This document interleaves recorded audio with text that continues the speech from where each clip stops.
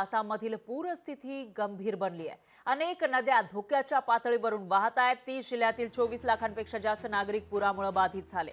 तर पुरामुळे काझीरंगा अभयारण्यातील 114 प्राण्यांचा मृत्यू झाल्याची माहिती सुद्धा समोर येते। आसाममध्ये पुराची स्थिती गंभीर बनलेली आहे। ही दृश्य आपण बघू शकतो। आसाममधली दृश्य आहेत। या ठिकाणी कशा पद्धतीने रस्त्यांवर पाणी साचलेलं आहे। याच पाण्यातून लोकांना वाट काढावी लागते।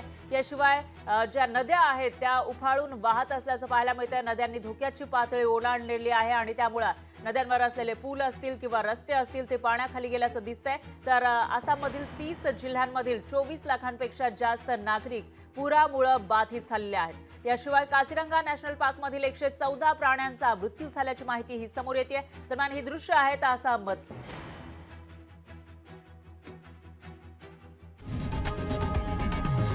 लोकशाही मराठी ऐका, पहा, जागरूक रहा।